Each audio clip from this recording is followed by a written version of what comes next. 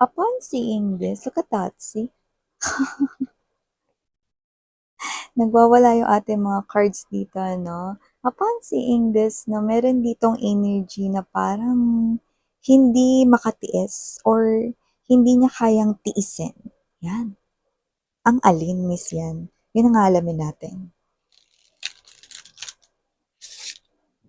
So I think this person here, with the energy of Four of Cups energy, I think this person here wants to talk seriously sa inyo about something here, pero gusto niya na parang yung decision is i-accept mo or tanggapin mo. Yan. Pero syempre, nasa sa inyo pa rin yun. Alamin natin kung ano yan.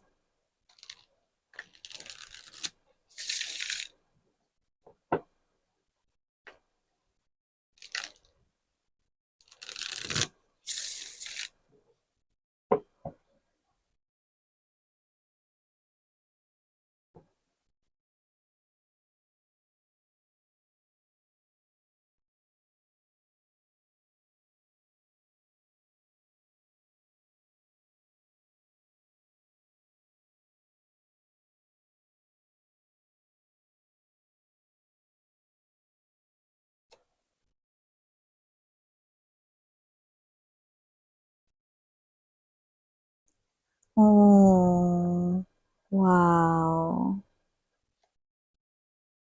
Yeah. Heart of the reading is that Ace of Cups energy gives me this type of message that this person here loves you so much. Pwedeng magkarelasyon na kayo ngayon, high chance. Pwede rin naman mga babes, no, napapunta na kayo, no, doon sa pagiging officially maging kayo kung hindi pa kayo nitong tao na to. Pero yung iba sa inyo, karelasyon nyo na siya, no, you are already connected with this person here in a heart space level. Okay? Like mag-boyfriend, girlfriend na kayo, yan yung nakikita ko rito. May commitment na, no? Commitment is different from relationship, no? Kasi when we see yeah, look at that, no? When we see commitment right here, okay, seryoso sa inyo, no? Gusto mag-commit, okay, ng totoong relasyon. May pagtutulungan, yan, no? Trueness yung suporta, mga ganun. Okay? So, hi and hello there, collective. Thank you po sa inyong walang sawang suporta. Happy Sunday, everyone. Hi, new viewers. My name is Yan. Welcome. At sa mga returning viewers, thank you sa inyong walang patid na pag-antabay at pagtambay here. So, yun nga, wala po tayo ditong time period. Pwedeng ito ay tapos na, pwedeng ito ay nangyayari na, pwede naman na mangyayari pa lang. So, yan. And also, we do not have any gender. Kaya naman, babae, lalaki, LGBT, everyone's welcome here. You can flip roles kung gusto ninyo because this is general reading. And of course, at the end of the day, you always hold your free will na free nyong gamitin anytime, anywhere. And if so happen na hindi nyo pa knows, meron pa po tayong other channel. Link is nilagay ko sa description box ng reading na ito para punta or maka-redirect kayo doon sa other channel. So doon sa other channel, meron din tayong ina-upload na daily collective readings na pwede ninyong pagtambayan, panuorin at mapakinggan. Pero syempre, just take only what resonates. Kung nag-resonate sa'yo and feel so connected, feel so drawn ka sa mga mensahe, then you can claim it.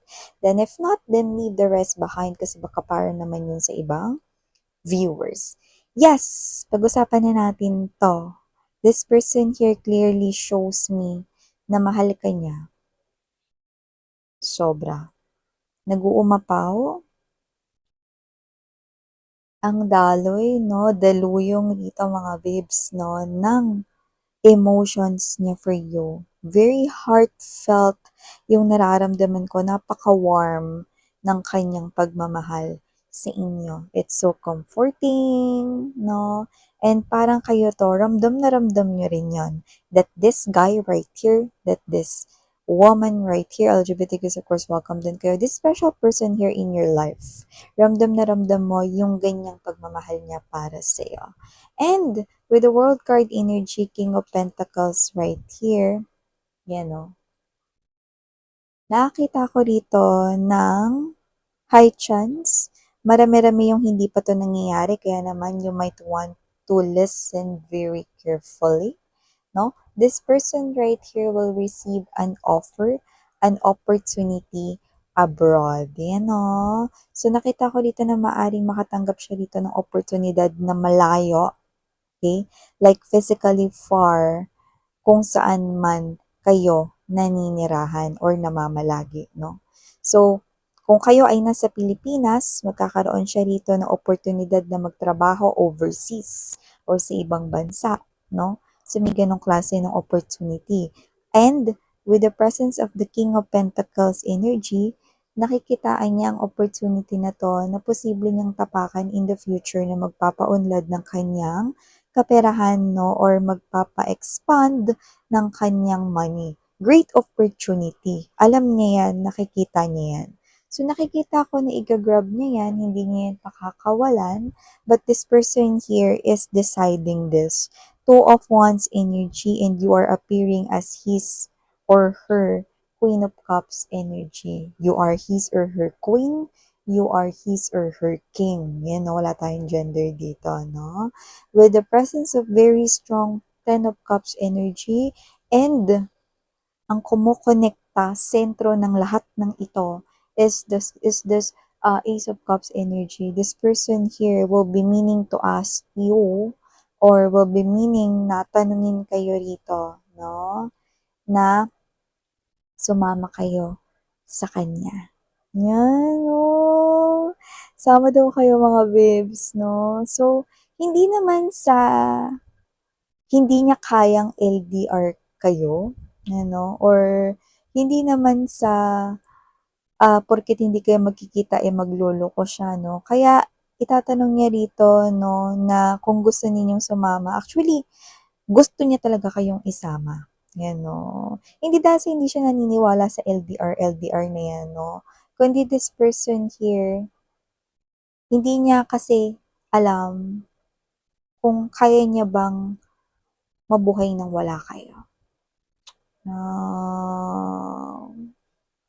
This person here is someone, parang he's like telling me or she's like telling me sa'yo, okay, na parang I don't think I can be able to live without collective miss yan. You know?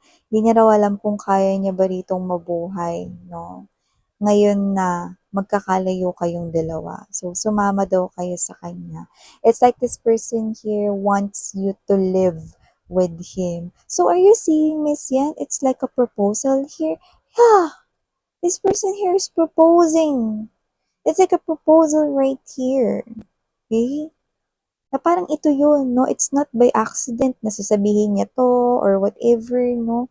So, this person here clearly wants you to live with him, no?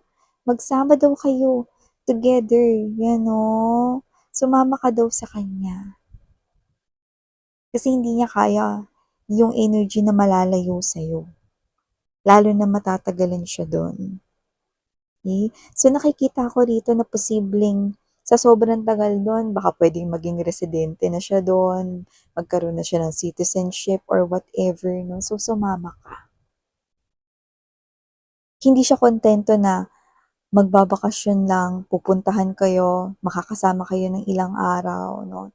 Hindi. This person here wants you to come with him or her. You know? Maghanap daw kayo ng trabaho doon or um, basta magkasama kayo, no? Or kung merong bakante doon sa papasukan niya, no? Susubukan niya rito na ma-refer kayo or whatever, no? Basta sumama ka sa kanya rito. So, nakikita ko rito, no, na after niya ritong itanong, no, na sumama ka sa kanya. Actually, parang hindi nga tanong eh, no? It's like this person right here is really almost giving me the vibe of convincing you, no? begging you dito, no, na sumama kayo sa kanya, no, dahil hindi niya rito kayang mabuhay nang wala kayo. Yeah. So dito with the Ace of Cups to the Eight of Swords energy, no, nakikita ko rito that with the Four of Coins to the Six of Coins, hindi kayo kagad makakasagot. Okay? Hindi dahil sa ayaw ninyong sumama, kundi dun kayo natigilan kasi matatouch kayo, no? Parang hindi niyo alam kung paano niyo ma-express yung sayang naramdaman ninyo na parang nagulat kayo, no, na kaya niya kayo gustong isama kasi ayaw niyang mawalay sa inyo. Yan, no? Kasi baka mamaya manakaw kayo ng iba. Eee! Naku naman. So, nakita ko rito ng mga babes, hindi kayo rito, hindi naman sa magpapanakaw kayo sa iba. Pero nakita ko rito na matitigilan kayo at hindi kayo makakasagot agad dahil sa sobrang sayang nararamdaman ninyo. This person right here, clearly, mas mapaparamdam niyo sa inyo rito yung love and affection niya just because yung sasabihin niya is definitely very, no, magpapagalak sa puso mo to the point na hindi mo ine-expect, no, na seryosong-seryoso talaga siya, ganito talaga siya kaseryoso talaga sa inyo. Lalo na kung hindi pa kayo nitong person na 'to 'no, it's like a proposal right here, na sumama kayo sa kanya, aalagaan niya kayo, bumuo kayo ng pamilya doon, you know, magsimula kayo, mag-umpisa kayo. Baka miss yan, umpisa lang yan, Naku mga babes, with the presence of this Eight of Wands energy, Three of Coins right here, Seven of Coins, you will keep on investing dito sa connection na 'to, 'no? Hanggang sa mag-grow ng mag-grow rito, 'no, ang inyong finances. At nakikita ko dito na totoo nga, natutuparin niya rito lahat ng mga pangako niya rito. Bubuo kayo, magtatayo kayo ng bahay there. So marami talaga rito yung kung saan kayo nakatira ngayon, hindi kayo diyan forever. Kasi nakikita ko rito, natitira kayo sa ibang lugar kung saan, alam mo yung parang ang fresh ng vibe, ang fresh ng environment. Tapos magtatayo kayong dalawa ng pamilya. Alam mo yung nakita ko rito ng parang picture sa aking mind, no? Kung saan, para kayo ritong happy family, no? Na nagfi-fish ng, ng isda, no? Sa, sa kinda ilog, no, or may body of water sa dagat kind of thing, na may ganun. Parang yun yung magiging pastime ninyo, no, and the energy na navivibe natin dito is so refreshing. So it looks like you will definitely live a happy life together with this person here. So no doubt, nasasama kayo sa kanya. Dito kapag tinanong niya kayo rito, no.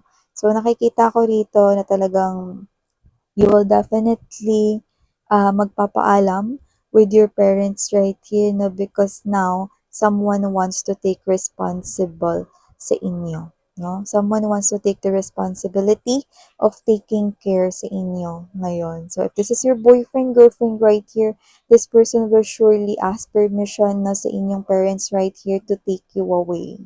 Wow, no? And if this is someone here, no, na posibleng malapit nang maging kayo pero wala pang kayo, this person right here still, okay, will talk to your parents right here.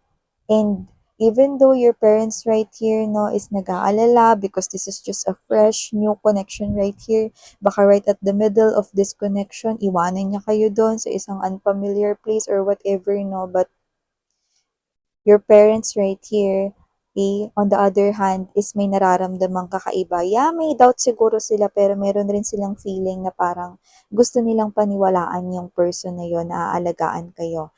And yun ay ang intuition ang nagsispeak out for them. Yan o. Sa mga hindi nakakaalam ng pagkakaiba ng mind versus intuition, kung intuition yung nakikiusap sa inyo or yung mind ninyo, then I'll put a link, no, kung saan in-explain ko in a very brief i-form yung pagkakaiba niyan. So, parang kahit magda-doubt yung parent mo dito, no, na isasama ka ng isang person na nasa bago-bago pa lang kayong relationship para sa iba sa inyo, okay? Merong part ng parents ninyo na sinasabi ng kanilang intuition na magtiwala dito sa tao na to, no? And why not? This person here is someone who gives me this type of energy na meron siyang good intention sa inyo. At nakikita ko na talagang kayo rin talaga yung magkakatuluyan na dalawa sa dulo. So nakikita ko rito whether magkakasama kayo sa trabaho doon or hindi, makakahanap ka rin ng other work. Magkasama kayo, no? Natuto pa rin dito yung goals ninyo sa inyong kaperahan. Magkasama kayo magtatagumpay sa inyong karera, career, or negosyo. Yeah. Magtatayo kayo ng negosyo from these earnings of money na may ipon ninyo. And you will live a happy life with this person here. Doon na rin kayo maikakasal. Yeah. Wow! So definitely a very, very good message coming from here, sweetheart. This person here will ask you to come live with him and you will say yes, definitely, with this person here. Go ahead, sumama kayo sa kanya. Okay? Kasi nakikita ko na magkakaroon kayo na magandang at masayang buhay kasama siya. Wow! So these are all the messages I got right here for you, sweetheart. Thank you so much for your time here. And ito muna yung mga mensahe for you, sarang Hiyo, Love and Light. Ano yan?